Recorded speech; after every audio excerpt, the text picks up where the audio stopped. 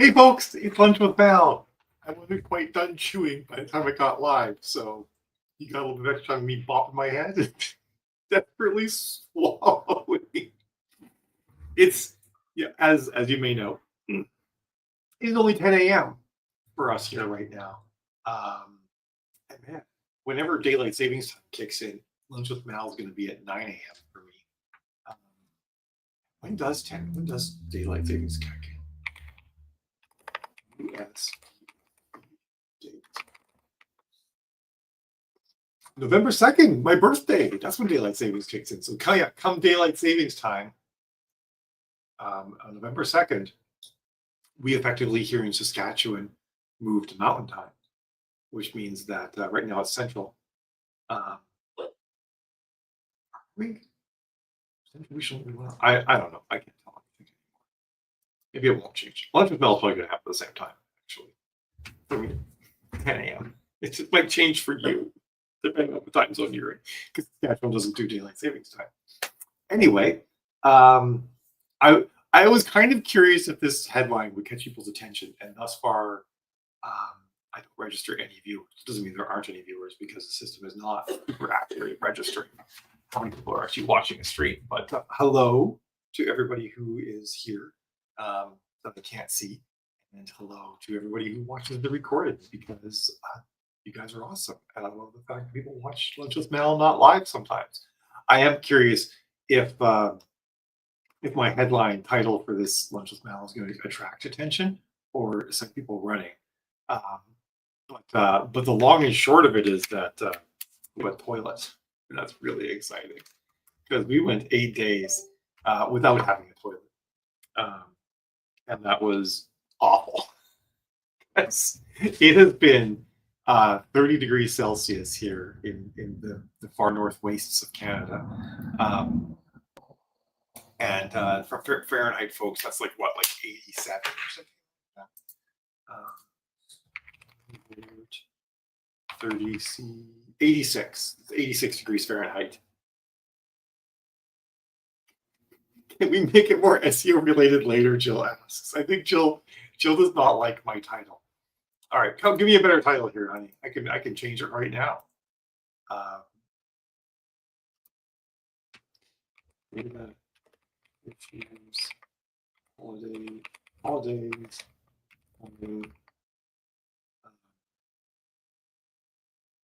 Oh my.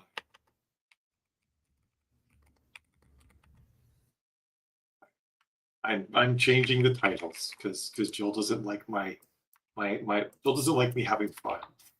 That's not true. Jill loves me having fun. Jill just wants me to be responsible. Facebook has a New York Times bestselling author. She laughed when I said Jill doesn't like me having fun. I don't think you could hear her, but I could hear her laughing from the other room.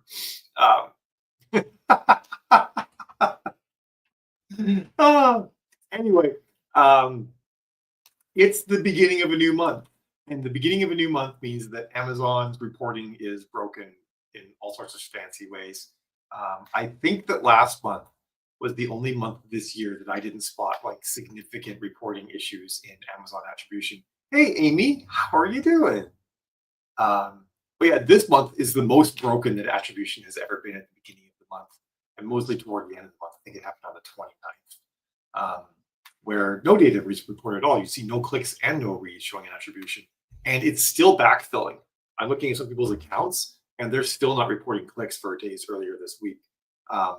So it's basically right now, don't trust the data in attribution. I mean, if it looks good, awesome. If it looks bad, it could just be that the reporting hasn't filled in, or it could be bad. You don't know.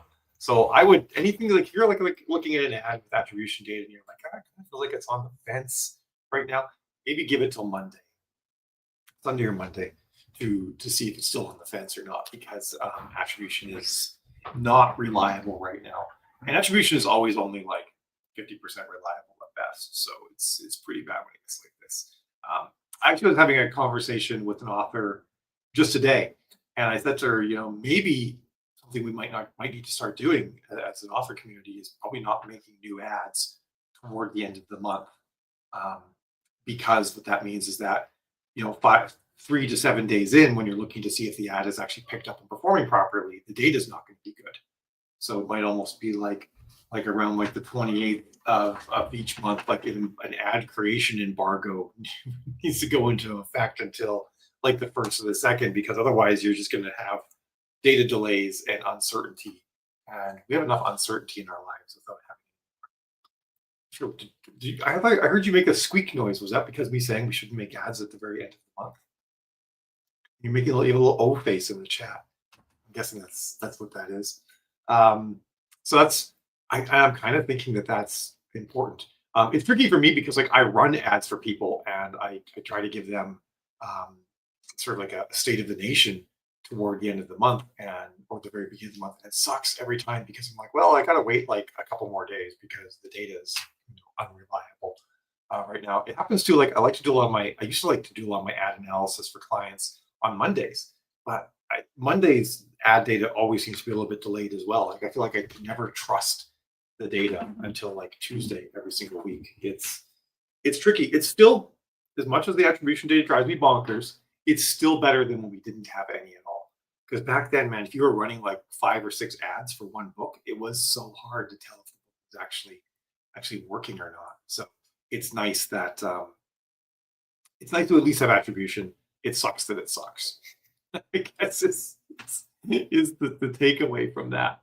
Um, but it is something that I think is worth really thinking about this time of year, though. Data uncertainty aside, is like what our plans are for the holidays, and that means like U.S. Thanksgiving and all of the big hullabaloo that goes on around that. Perhaps Canadian Thanksgiving at the end of October, which is the correct time to have Thanksgiving. Um, for those of you who are interested, and Canadian Thanksgiving 2025. It is, oh, it's actually not the end of the month this year. It's October 13th. I always forget when Canadian Thanksgiving is. I'm a bad Canadian that lives in the States for too long. Um, but interesting historical side note, by the way, Canada came up with Thanksgiving as a national holiday first, and America lifted it, created this strange mythology around its origins that have nothing to do with when Thanksgiving actually, like with the origins of Thanksgiving. It's just a fall harvest celebration, which people have had since the beginning of harvests. We of course will have turkey and both Thanksgiving. That's the biblically correct way to celebrate Thanksgiving. Thank you very much. Turkey on every possible Thanksgiving day, at least if you live on this continent. I think turkeys are from the Americas. I could be wrong about that. Are they? Turkey is native to the Americas. Okay, I was right. Hey Yasmin, how you doing? So yeah, turkeys are native to the Americas. That's why we have to have turkey on Thanksgiving. People elsewhere, eat your native foods in your fall harvest celebrations. Oh, games with Eve on American Thanksgiving. That sounds fun. Swamped. That's that's how things be, right? I mean, there's a lot going on. We've got the holidays coming up. You gotta get your Christmas releases all lined up. I mean, I'm guessing people are doing Christmas releases, right? Turkeys are local. We have a flock of 19 in our neighborhood. In Danvers, when we lived down Danvers, for those of you who don't know, it's right by Salem, Massachusetts. It actually is the original. It's the Salem where the witches are from, called Old Salem Village, not Salem, the city where the courthouse was.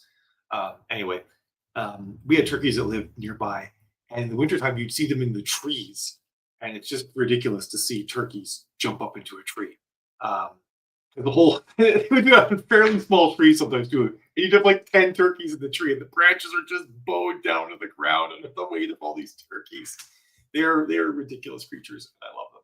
And you can actually do the thing like if they're like near the road, just stop your car and you go, oh, and they'll all do it back. It's pretty funny. Next 6 months, I'm writing 5 books, re-releasing 17 titles, and continuing my lit RPG project. Wow, that's like street gangs. Yeah, for us, they didn't roost in oaks; they roosted in just whatever was handy, and they're too fat to get that high, So you say pretty low. I'm curious, what's with the 17 titles you're re-releasing, Yasmin? Like, what's the plan? Is it just like, are they new ASINs? Are they just existing with new covers, blurbs, and titles, or something? I'm always curious about people's re-release plans. I think re-releasing in general is actually like an awesome strategy to use for your books because, you know, it's an asset. Every book is an asset that can continue to produce for us for some time. And a lot of times we release it, we give it some attention for a while, and then we just sort of like let it disappear into the ether. It's like you can revitalize that. You can bring it back. You can give it new fanfare for new people to find. So I think that's I think it's a good idea to re-release or to make like special editions and new collections and all sorts of things. Um, Many of you probably heard me talk about this before, but I have my very first book I ever published, Out System, exists as a standalone. It exists as a 10-year anniversary edition. It exists as an extended edition alongside book two, because book two had a lot of flashbacks into book one, and book one had some flashbacks within it. So there's a special edition that's the chronological edition for people who don't like flashbacks. That's book one and two, and it's an extended edition as well. Um, there's the there's a special edition that came out when I made an audio soundtrack to go with that particular book. There's a special edition of it in omnibus edition, and then there's a regular omnibus edition as well. So like that one book is like is I've managed to re-release it multiple times and do different things with it. He Yasmin says I have 15 books out of the 21 book series back. Oh, there you got them back. I got you.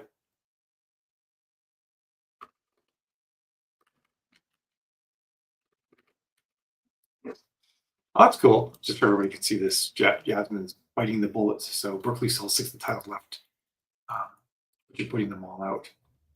Not the ones that Berkeley has, I assume. They're those ones they still have. So basically, like the first books in the series are currently unpublished because you have the rights back and they're not published. And you were waiting for all of them, I'm guessing. So yeah, that makes a ton of sense. And that's actually great too because you can do this. Well, do you think Amazon's going to let you transfer their reviews or not? Have you inquired about that yet? Um, that's always a tricky one, right? Because it's a different publisher. I've actually never tried to do that before. Although I guess pretty soon I'm gonna be doing it because I have some books I got back from a publisher too, and I'm going to re-release them. And hopefully I can have the reviews transferred because that would be very nice. Book two of another series. It's just like, oh my goodness, that is a mess. How long till you get everything back from them? That's a smorgasbord of things all over the place. And I've just learned now that a wild turkey is called, the scientific name is Melagris galipovo, whatever that means. Oh my God, are you serious, Yasmin? Oh, that blows. For those of you on Facebook or watching the recording, maybe never my exit agent fucked me over. Oh, I'm so sorry. That's an awful situation to be in. Oh, that's after 15 years. That's just brutal. Can a new edition of the book in the KDP dashboard keep the reviews? So it depends on how you do it. If there's two ways of doing the review shuffle. One, so you've got a print book and an ebook. And let's say you want to retitle it. Well, you can't retitle a print book because the title of the book is forever tied to the ISBN. So what you do is you separate the print book and the ebook. You just retitle the ebook and then you make a new print book attached to the ebook, and then the reviews are on the print book. Alternatively, you can separate the print book off, and the print book holds all the reviews. By the way, when you separate them, they both sort of hold on to all of the reviews from no matter what the format was that they came in on. Then you could release a brand new ebook and then connect the print book to it. The problem is that when you didn't publish the original versions, a publisher did, you then have to ask Amazon to connect the reviews over. And since the print book should still exist on Amazon with reviews, you can be like, hey, here's this ISBN. This is I'm just now republishing this. And most of the time, and I don't have exact percentages, I have heard horror stories, but you also don't hear about the majority of the successful type. Most of the time, in my experience, they will. People said that their reviews can flow over. It kind of depends on the agent you get with KDP too. Some of them don't know. So if you get a no, just open the ticket again and ask again. You might get a new person. She agreed to, once series went to keeping books in print version if only an ebook version was up.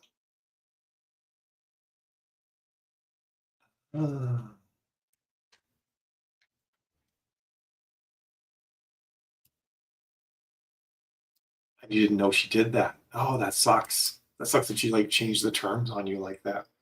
Good morning, Tim. It's nice to see you. So, well, I hope that things go really well. I hope that your core readers maybe give you a little bit of love too. Some of them say like, hey, I'd love for these books to get a little bit of rank and some reviews. So if you guys could do me a solid, I bet you some of your readers will do that for you. Even just borrowing will give you the rank boost, whether they read or not. So maybe they could help you out that way. Um, I definitely ask my readers to do that too. Yeah, and on top of that, if I don't think this is what happened to you or not, but if you ever encounter anything in a contract that you don't like, and then you bring it up and they're like, oh yeah, that's just boilerplate, we'll never use it anyway, you can be like, great, then take it out. Because if they want to, if anything is in a contract and they give you any trouble about removing it, it's because they intend to use it. So um, remember that there's there's no there's no altruism in contracts, right? Like if it's in there and someone wants to be in there, it's because they intend to use it. So contracts are not for light reading. uh, no worries, Monique. It is nice to see you. It's really weird. It's like everybody that's here today is here on YouTube. It's almost like the stream isn't running properly on Facebook or something like that. It says it is though. Um, but I like YouTube anyway, so I'm happy to have everybody over on YouTube. Also because I can actually like respond to your comments in chat on YouTube, and I can't do that on Facebook. Um, this is some good advice too. No agent is better than a bad agent. That's a good point because at least with no agent, you know, you don't accidentally trust an untrustworthy person, right? Like you assume the contract is nefarious and you scour over a bad agent, you put trust in the agent and then they screw you over. She'll try to write scrap on me. Oh my god, man. I feel like if you haven't already done this, you almost need to report this agent into writer beware so that they list them as a predatory agent. I think they do that. I think they list both. Because I know they list publishers that are predatory. I don't know if writer beware lists predatory agents. They should, with agents doing shit like that.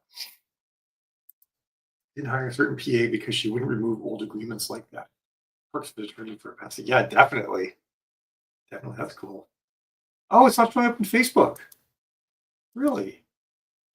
Let me see if I can see it.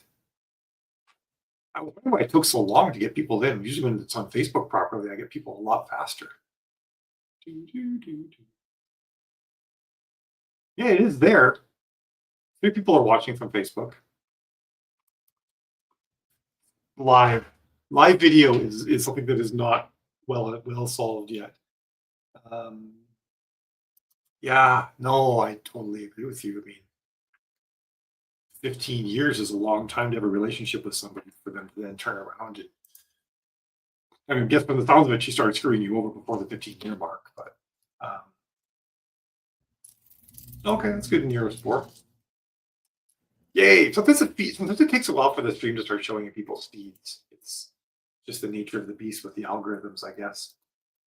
So I'm curious, who has holiday releases planned this year? I'm curious if anyone has anything going on. I'm a little bit slow in the writing these days. I did publish a book 2 weeks ago that is still going swimmingly, despite me only promoting it to my newsletter. And the reason for that, it's book 2 in a series, and that series requires you to read 3 other series beforehand to really get the most out of it. So it's not the sort of thing I'm heavily promoting other than to my list. Also, kind of like it took 5 years to write this book, so I'm kind of like, hey, I'm just proving to everybody that I'm still alive. But I want to do something for Christmas. And in the 5 years, 4, I guess, if you count co-authored books, that I never published anything. No, it's 5 years. Don't lie to yourself, Valerie. It's been 5 years. I have done a bunch of novellas and short stories that went out in collections with other people. So what I think I'm going to do is I'm actually going to take all of those and bundle them together into a collection that I release around Christmas time, because I think that will be. What do you have planned, Judy? Leslie, sorry about that. Here's what you have planned for Christmas. Here's what everybody has planned for Christmas, and when you're releasing too. I'm always I always like to I've always had really good success releasing on December 24th or 25th. Just because I like to make the splash. But when I'm recommending things to people, I often say like maybe you should release a week earlier, so that way people, when they're in like that shopping mood leading up to Christmas, they add your book in, and then it's on their Kindle the week after Christmas. I don't really personally for myself have really solid data A/B testing like a week before Christmas versus on Christmas. Um, but I like my marketing I get you on Christmas because I just say things like, Uncle John driving you nuts, like retreat to your bedroom with a book or something like that. Which you don't get to say if you're releasing a week before Christmas. Although you can always run sales on Thanksgiving and do marketing like that then. But yeah, I think I have at least 3 stories that have only appeared in anthologies um, for a short period of time and are, unless you get a print version of those anthologies now, they're gone. So I want to put those into a collection for my readers so they can, so my hardcore readers can find all of those and read them. I'm also kind of curious to get a bit more data on which ones they might actually like to know more of, like read more of, because I have 3 whole new storylines planned out for my universe that all of those stories fit into. Christmas story, the Christmas quilt. Is it a new story, Leslie, or is it something that you sort of you bring out um, and dust off? And when do you plan on releasing it? I'm super curious about that. I like the name though. The Christmas quilt is I'm guessing it's a cozy. It feels cozy or women's fiction. One, two. And one of my rewrites for December 25th, 2 books a week before that, and one book a week after. Holy smokes, that's intense. So this is was it like 17 books, if I remember correctly, Monique, that you're re-releasing? Something like that. That's awesome. That you might, so it's probably gonna last you to like February or later, right? Hey, Ms. Ocampo, how are you doing today? Still waiting for my Intrepid Foundation storyline. 14. Oh, well, I was right there. It's in the teens. Yeah, Intrepid Foundation is one of the ones that ties. Well, actually, Intrepid Foundation ties into 2 of the short stories that I wrote. So if people are liking those, then that'll be pretty good because, and I think Tim knows this. I think Tim's read. Tim's one of my readers, Pig Monster. I think Tim knows that the FGT found evidence of aliens, alien life long before everybody else did. They just didn't share it with anybody. Anyway, that's inside baseball for my own series, but it's always fun to do that, right? To like scheme about what you're doing next in your series with your books. I feel like it's one thing that authors, at least like, I don't get exposed to too much because mostly I talk about marketing. I love scheming about the story and like what's going to come next and stuff like that, and how kind of twists I'm going to throw at my readers and new revelations they're going to get and that sort of thing. All right, yeah, I figured you did know that too. If I do one a month, they'll be released by next October. Monique says, "Yeah, I can see that." No, I love the fact you're doing one a week after Christmas. I think that's a perfect time to do that too. Just like the end of December up to about the 3rd week of January is like the golden era each year for book sales. So that's the perfect time to just to rock with all of those releases. And you've been working on all of these rewrites and everything for so long. It's going to be amazing for you to get all those out and get like reap the rewards of all of your efforts. I'm a really big believer though that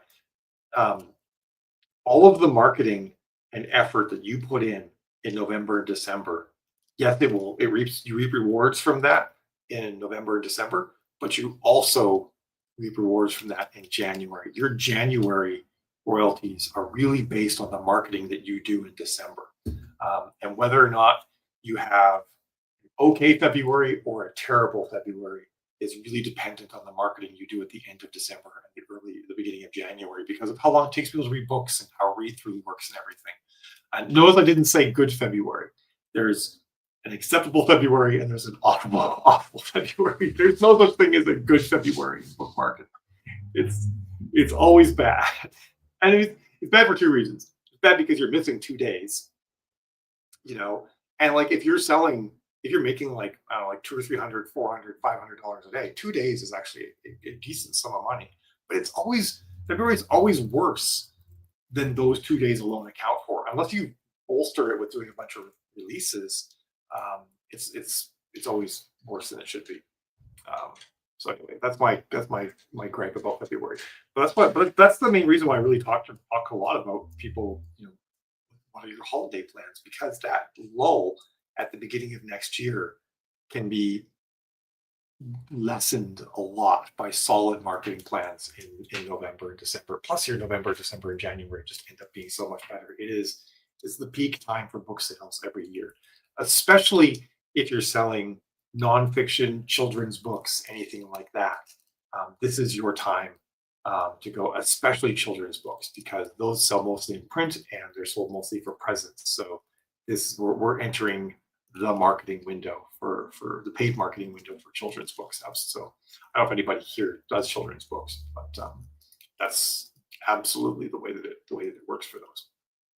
So yeah, those are my thoughts on that. And I'm gonna have and if you don't have a big release plan, do what I'm doing. Take a bunch of novellas and short stories you've written, put them into a collection, and roll those out. Um, run some sales. Um, if you don't have anything you think you could do a good sale on because you've been doing a bunch of sales, can you put together a box set of for a particular series that you haven't done one for yet, or maybe you did a 1 through 3, but the series is now 8 books long. You could do a 4 through 6 box set and release that over the holidays. Like, get yourself something to market, something to talk about, something to give you a bit of extra. As a side note, by the way, if you do have more than one box set in a series, make them their own series, because you'll get that automatic promotion from one box set to the next. My main series is 16 books long, and it has four-book box sets in it. 3 main books and like a supplemental novella or collection in each one. So I think it's how it works out. Actually, no, there's 13 main books and 3 novella/collection things. Anywho, it's a time where you want to release something, because releasing does prime, like, the Amazon algorithm boosts all of your books when you have a release. It's this undocumented from Amazon side, but clearly demonstrable thing that we all see when you release a book. It lists your whole backlist. So box sets don't do it as much as new standalone releases, but they do also do it. They can lift your whole backlist. Launching a new collection can lift your whole backlist, and that's the time of year that you want your backlist to be lifted. So absolutely make a plan for that. However, do remember that American Thanksgiving is like right at the very end of November. Again, if I missed my guess, yeah, November 27th. American Thanksgiving is a time of year you do not want to do releases at. It's November 27th, a Thursday, as it is always. Canadian Thanksgiving is a Monday every year, just for the difference there. I think I'm almost positive it's always a Monday. So you don't want to release, like you could maybe do a release on the 24th. How strong your newsletter is and how strong your core readers are. That could be something that could work. If you don't have a really strong newsletter and core readers, then you're not going to be able to reach anybody to read your book until like December 4th, December 5th, the Thursday or Friday of the following week, because you're just be drowned out by all of the marketing that happens in general over American Thanksgiving. So I personally probably wouldn't release past the 20th or the 21st of November. And then Cyber Monday, which this year is December 1st. I feel like that's what it was last year too. Cyber Monday is out, and the marketing furor really doesn't start dying down until like the 4th or the 5th. Personally, like I said, I would and for me, my embargo would start after the 21st of November for a release, and even that's closer than I probably would do personally. I'd rather do like the 14th at the end and get that week before Thanksgiving to get reads and reviews and everything cooking in. And then I personally would not release again until at least the 8th of December. So my strict embargo would be 21st to like the 5th. 21st of November, the 5th of December. But my personal embargo would be like the 14th of November to the 8th of December. I would not release anything in there just because of how much competition you have in the marketing space. And not just from authors. In fact, authors aren't your problem at all. It's all the other people that are marketing, and they're paying way more for bids. They'll make your CPCs go up. They'll decrease your exposure. you don't get as much time. You don't get as much of people's time because they're focused on family and travel, and getting into sales and kicking off the Christmas shopping and all that sort of thing. And ironically, you'd think that the week leading up to Christmas would be bad for all the same reasons, but it's not, because that's where people are like, spend money on other people. What about something for me? That's what happens that week before Christmas. That the resistance to the me purchases go down, and people want to get something for themselves. And even if they don't start reading that week before Christmas, then you're on their Kindle that golden week between Christmas and New Year's, which is one of the best reading and sales times of the year, because people are just chilling, you know. With the one downside of romance, because the what they call the Zoe Bubs, they dump so many free books on the market for romance that week is not nearly as good for romance as it used to be, as a result of the Zoe Bubs. So it's unfortunate. I wish that she did the Zoe Bub like in early February, when it's already a low period, and you could actually like prime people to be reading during February versus sort of hurting things. Oh, good. I'm glad, Monique. You slipped it in at just the right time. Monique says, when he says the books you just put on pre-orders from November 13th. Yeah, that should give you a good window before American Thanksgiving hits for getting people reading it, getting your reviews in, all that jazz. So, that's awesome. But I'm probably going to wrap here because it's kind of all I want to talk about. Remember, data sucks at the very end of the month, beginning of the month. So if you've got ads that are kind of like on the brink, Amazon attribution is showing them like maybe being a little bit wonky, but not terrible.